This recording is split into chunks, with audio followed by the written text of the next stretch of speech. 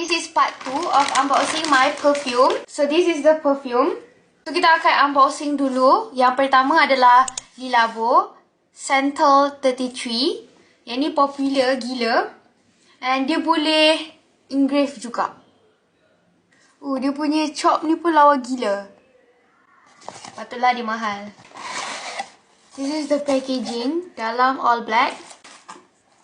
And ta-da! So this is the Central 33. Sumpah wangi. Dia bau macam unik tau. Dia macam one of a kind punya perfume punya bau. So ni 10 out of 10.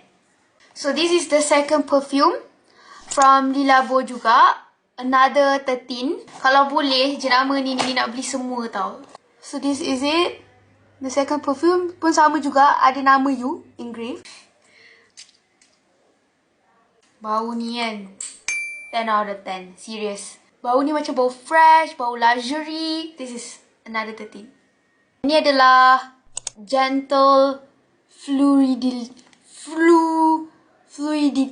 Salah pronounce, minta maaf ya.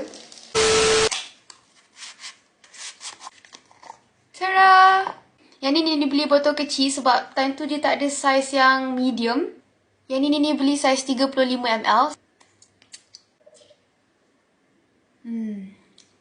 Bau ni kan, bau fruity, bau sweet, macam romance. This is 10 out of 10.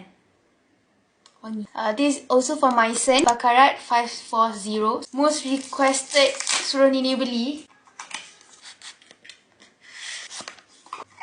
Cara! Pun sama juga, 35 ml. And dalam dia, bapak cantik. Bau ni sumpah wangi. Yang ni dah tak payah describe dah. Memang terbaik dah ni. 10 out of 10. Sumpah wangi. The last one is also from my son.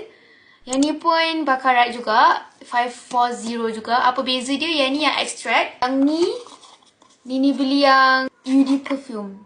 Yang ni je yang ada saiz besar. Yang dua lagi tu tak ada. So ni dia.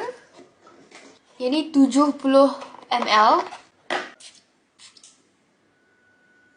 Yang ni bau dia macam lagi soft berbanding yang putih tu. So ni lagi suka lah. Ni pun 10 out of 10. So this is the perfume yang Nini beli. So that's all for my perfume haul. Thank you so much for watching. See you in next video. Bye bye.